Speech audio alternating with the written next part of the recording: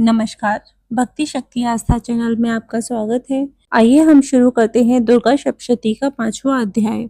देवताओं द्वारा देवी की स्तुति। महर्षि मेधा ने कहा, पूर्व काल में शुंभ और निशुंभ नामक असुरों ने अपने बल के मद से इंद्र का त्रिलोकी राज्य और यज्ञों के भाग छीन लिए और वह दोनों इसी प्रकार सूर्य, चंद्रमा, धर्मराज और वरुण के अधिकार भी छीनकर स्वयं ही उनका उपयोग करने लगे। वायु और अग्नि का कार्य भी वही करने लगे और इसके पश्चात उन्होंने जिन देवताओं का राज्य छीन लिया उनको अपने अपने स्थान से निकाल दिया। इस तरह से अधिकार छीने हुए दैत्यों तथा दैत्यों द्वारा निकाले हुए देवता अपराजिता देवी का स्मरण करने लगे कि देवी ने हमको वर दिया है कि मैं तुम्हारी संपूर्ण विपत्तियों को नष्ट करके रक्षा करूंगी। ऐसा विचार कर सब देवता हिमालय पर गए और भगवती विष्णु माया की स्तुति करने लगे। देवताओं ने कहा, देवी को नमस्कार है, शिव को नमस्कार है, प्रकृति और भद्रा को नमस्कार है। हम लोग रौद्र, नित्या और गौरी को नमस्कार करते हैं। ज्योत्स्नामयी, चंद्र रूपिणी व सुख रूपा देवी को निरंतर नमस्कार है। शरणागतों का कल्याण करने वाली वृद्धि और सिद्धि रूपा देवी को बारंबार नमस्कार करते हैं। राजाओं की लक्ष्मी तथा सर्वाणी को नमस्कार है। दुर्गा को दुर्ग स्थलों को पार करने वाली दुर्गपरा को सारा, सर्व कारणि ख्याति कृष्णा और धूम्र देवी को सदैव नमस्कार है। अत्यंत सौम्य तथा अत्यंत रौद्र रूपा को हम नमस्कार करते हैं, उन्हें हमारा बारंबार प्रणाम है। जगत की आधारभूत देवी को बार बार नमस्कार करते हैं। जिस देवी को प्राणी मात्र विष्णु माया कहते हैं उसको नमस्कार है, उसको नमस्कार, उसको नमस्कार। जो देवी संपूर्ण प्राणियों में चेतना कहलाती है उसको नमस्कार है, उसको नमस्कार है, उसको नमस्कार है। जो देवी संपूर्ण प्राणियों में बुद्धि रूपा से स्थित है उसको नमस्कार, उसको नमस्कार, उसको बारंबार नमस्कार है। जो देवी सब प्राणियों में निद्रा रूपा से विराजमान है उसको नमस्कार, उसको नमस्कार, उसको बारंबार नमस्कार है। जो देवी संपूर्ण प्राणियों में शुदा रूप से विराजमान है उसको नमस्कार, उसको नमस्कार, उसको बारंबार नमस्कार है। जो देवी संपूर्ण प्राणियों में छाया रूप से स्थित है उसको नमस्कार, उसको नमस्कार, उसको बारंबार नमस्कार है। जो देवी प्राणियों में शक्ति रूप से स्थित है उसको नमस्कार, उसको नमस्कार, उसको बारंबार नमस्कार है। जो देवी संपूर्ण प्राणियों में तृष्णा रूप में स्थित है उसको नमस्कार, उसको नमस्कार, उसको बारंबार नमस्कार है। जो देवी सब प्राणियों में शांति रूप से स्थित है उसको नमस्कार, उसको नमस्कार, उसको बारंबार नमस्कार है।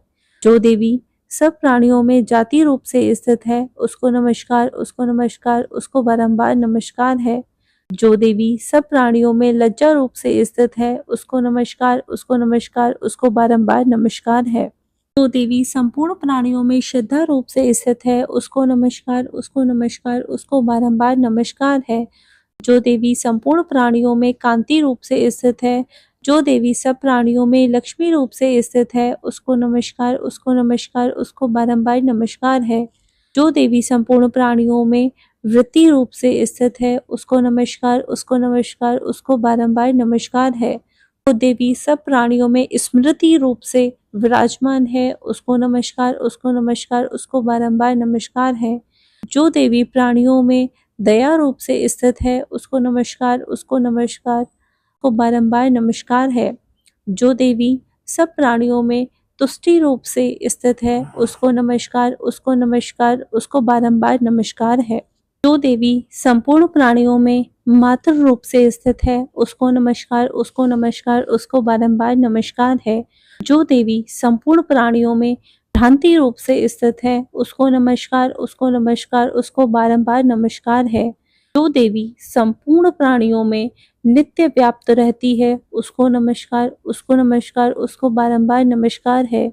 जो देवी चैतन्य रूप से इस संपूर्ण संसार को व्याप्त करके स्थित है उसको नमस्कार, उसको नमस्कार, उसको बारंबार नमस्कार है। पूर्व काल में देवताओं ने अपने अभीष्ट फल पाने के लिए जिसकी स्तुति की है और देवराज इंद्र ने बहुत दिनों तक जिसका सेवन किया है वह कल्याण की सहानुभूता ईश्वरी हमारा कल्याण और मंगल करें। तथा सारी विपत्तियों को नष्ट कर डालें। असुरों के सताए हुए हम संपूर्ण देवता उस परमेश्वरी को इस समय नमस्कार करते हैं तथा जो भक्ति पूर्वक स्मरण किए जाने पर तुरंत ही सब विपत्तियों को नष्ट कर देती है, वह जगदम्बा इस समय भी हमारा मंगल करके हमारी समस्त विपत्तियों को दूर करे।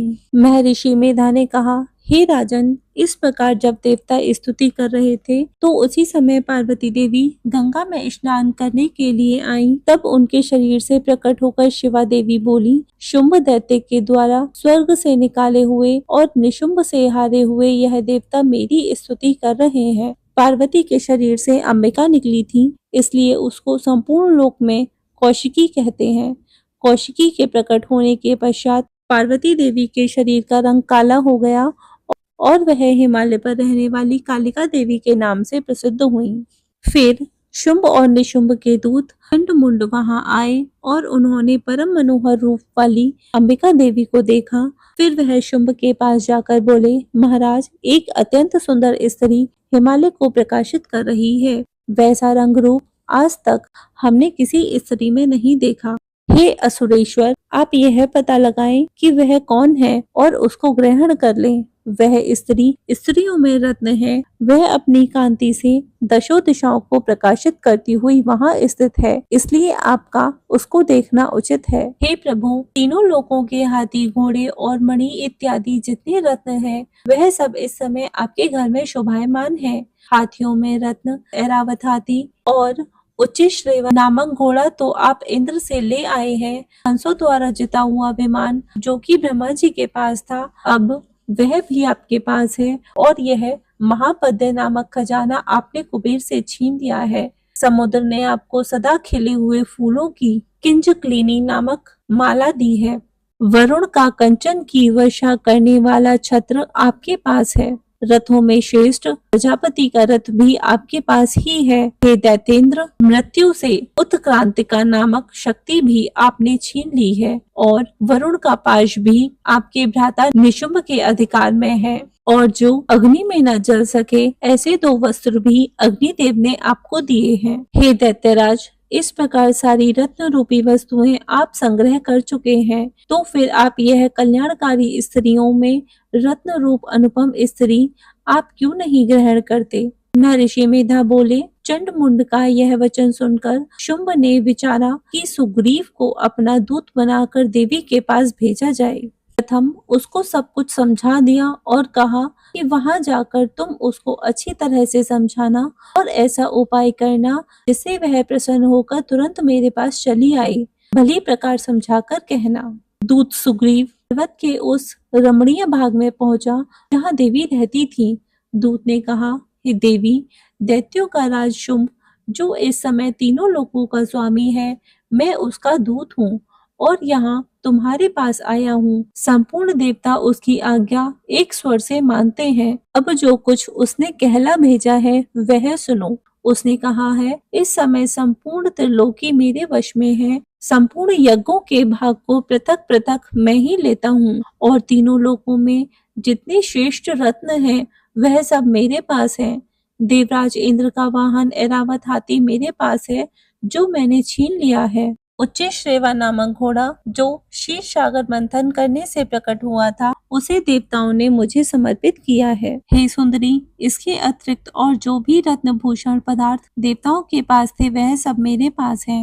हे देवी, मैं तुम्हें संसार की स्त्रियों में रत्न मानता हूँ क्योंकि रत्नों का उपभोग करने वाला मैं ही हूँ। हे चंचल कटाओं वाली सुंदरी, अब यह मैं तुझ पर छोड़ता हूँ। तू मेरे या मेरे भाई महापराक्रमी निशुंभ की सेवा में आ जाए। यदि तू मुझे वरेगी तो तुझे अतुल महान ऐश्वर्य की प्राप्ति होगी। अतः तुम अपनी बुद्धि से यह विचार कर मेरे पास चली आओ। महर्षि मेधा ने कहा, दूत के ऐसा कहने पर संपूर्ण जगत का कल्याण करने वाली भगवती दुर्गा मन ही मन मुस्कुराई और इस प्रकार कहने लगी। देवी ने कहा, हे दूत, तू जो कुछ कह रहा है वह सत्य है और इसमें किंच मात्र भी झूठ नहीं है। शुंभ इस समय तीनों लोकों का स्वामी है और निशुंभ भी उसकी तरह पराक्रमी है, किंतु इसके संबंध में मैं जो प्रतिज्ञा कर चुकी हूँ उसे मैं कैसे झुटला सकती हूँ। अतः तू मैंने जो प्रतिज्ञा की है उसे सुन। जो मुझे युद्ध में जीत लेगा और मेरे अभिमान को खंडित करेगा तथा बल में मेरे समान होगा वही मेरा स्वामी होगा। इसलिए शुंभ अथवा निशुंभ यहाँ आवे और युद्ध में जीतकर मुझसे विवाह कर लें। इसमें भला देर की क्या आवश्यकता है? दूत ने कहा, हे देवी, तुम अभिमान में भरी हुई हो, मेरे सामने तुम ऐसी बातें ना करो। इस त्रिलोकी में मुझे तो ऐसा कोई दिखाई नहीं देता जो शुंभ और निशुंभ के सामने ठहर सके। हे देवी, जिन शुंभ आदि असुरों के सामने इंद्र आदि देवता नहीं ठहर सके, तो फिर तुम अकेली स्त्री उसके सामने कैसे ठहर सकोगी?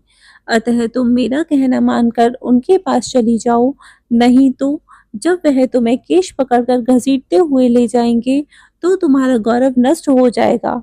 इसलिए मेरी बात मान लो। देवी ने कहा, जो कुछ तुमने कहा ठीक है। शुंभ और निशुंभ बड़े बलवान हैं, लेकिन मैं क्या कर सकती हूँ, क्योंकि मैं बिना विचारे प्रतिज्ञा कर चुकी हूँ। इसलिए तुम जाओ और मैंने जो कुछ भी कहा है वह सब आदर पूर्वक असुरेंद्र से कह दो। इसके पश्चात जो वह उचित समझे करें। दुर्गा सप्तशती का 5वां अध्याय यहीं पर विराम लेता है।